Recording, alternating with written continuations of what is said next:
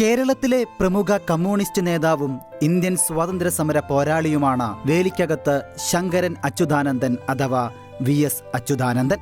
ആലപ്പുഴ ജില്ലയിലെ പുന്നപ്രയിൽ 1923 ഒക്ടോബർ 20 അദ്ദേഹത്തിന്റെ ജനനം. 2006-2011 12ാം കേരള നിയമസഭയിൽ കേരളത്തിലെ 20ാമത്തെ മുഖ്യമന്ത്രിയായിരുന്നു VS അച്യുതാനന്ദൻ. 1986 മുതൽ 2009 വരെ മാർക്സിസ്റ്റ് പാർട്ടിയുടെ പോളിറ്റ് ബ്യൂറോയിലും 1964 മുതൽ 2015 വരെ മാർക്സിസ്റ്റ് പാർട്ടിയുടെ കേന്ദ്ര കമ്മിറ്റിയിലും അംഗമായിരുന്ന ഇദ്ദേഹം 11ാം കേരള നിയമസഭയിലെ പ്രതിപക്ഷ നേതാവ്, 12ാം കേരള നിയമസഭയിലെ മുഖ്യമന്ത്രി എന്നീ നിലകളിൽ കേരള രാഷ്ട്രീയത്തിലെ ഏറ്റവും ജനസമ്മതിയുള്ള നേതാവായാണ് വിലയിരുത്തപ്പെടുന്നത്. 2015 വരെ മാർക്സിസ്റ്റ് പാർട്ടിയുടെ സംസ്ഥാന സെക്രട്ടേറിയറ്റിലും സംസ്ഥാന കമ്മിറ്റിയിലും അംഗമായിരുന്ന VS അച്യുതാനന്ദൻ 2015 ആലപ്പുഴയിൽ നടന്ന മാർക്സിസ്റ്റ് പാർട്ടിയുടെ സംസ്ഥാന സമ്മേളനത്തിൽ നിന്ന് ഇറങ്ങിപ്പോന്നത് കേരള രാഷ്ട്രീയത്തിൽ വൻ വിവാദങ്ങൾക്ക് വഴിവെച്ചു.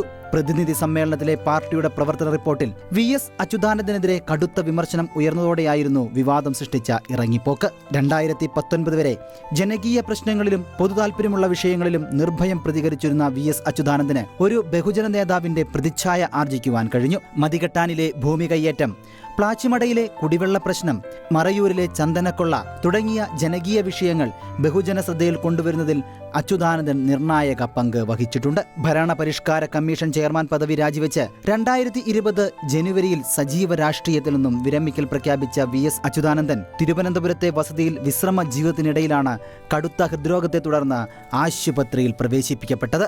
രാവിലെ 1 മണിക്കൂറോളം പത്രം വായിച്ചു കേൾക്കുകയും വൈകിട്ട് വാർത്ത കാണുകയും ചെയ്യുമായിരുന്നു. വിട പറഞ്ഞത് കേരള രാഷ്ട്രീയത്തിലെ വേറിട്ട ശബ്ദമാണ്. കണ്ണേ കരളെ VSA എന്ന കോട്ടയം സമ്മേളനത്തിൽ മുഴങ്ങിയ മുദ്രാവാക്യം കേരള രാഷ്ട്രീയ അന്തരീക്ഷത്തിൽ മാറ്റൊലികൊണ്ടു. VSന്റെ ജനപ്രീതിക്ക് മറ്റൊരു തെളിവായി മാറി കോട്ടയം സമ്മേളനം.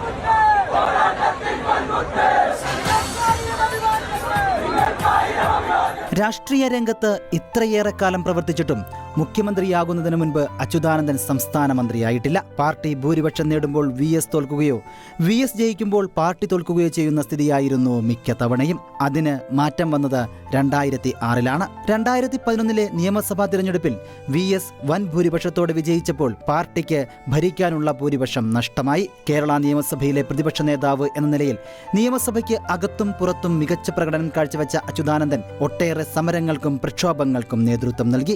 വനം കയ്യേറ്റം, മണൽ മാഫിയ, അഴിമതി എന്നിവയ്ക്കെതിരെ ശക്തമായ നിലപാടുകൾ എടുത്തത് ജനങ്ങളുടെ പ്രശംസ പിടിച്ചുപറ്റി. അതുമൂലം 2006 നിയമസഭാ തിരഞ്ഞെടുപ്പിൽ ആകെയുള്ള 140 സീറ്റിൽ 98 സീറ്റുകളും നേടി വൻ ഭൂരിപക്ഷത്തിൽ അധികാരത്തിലേറാൻ അദ്ദേഹത്തിന് കഴിഞ്ഞു. ഏറ്റവും കൂടിയ പ്രായത്തിൽ കേരളത്തിലെ മുഖ്യമന്ത്രിയായ വ്യക്തിയാണ് VS അച്യുതാനന്ദൻ. 2006 മെയ് 18 കേരളത്തിന്റെ 11ാമത് മുഖ്യമന്ത്രിയായി സത്യപ്രതിജ്ഞ ചെയ്യുമ്പോൾ VSന് 83 വയസ്സായിരുന്നു. സംസ്ഥാന മുഖ്യമന്ത്രി എന്ന നിലയിൽ ഒട്ടേറെ ജനക്ഷേമ പരിപാടികൾക്ക് VS തുടക്കമിട്ടു.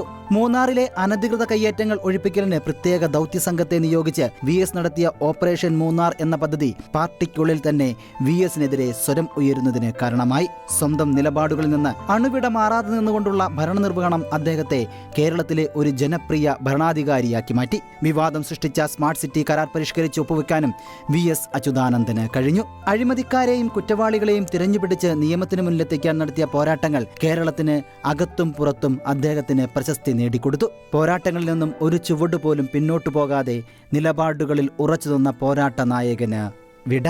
News desk, Shekinah news.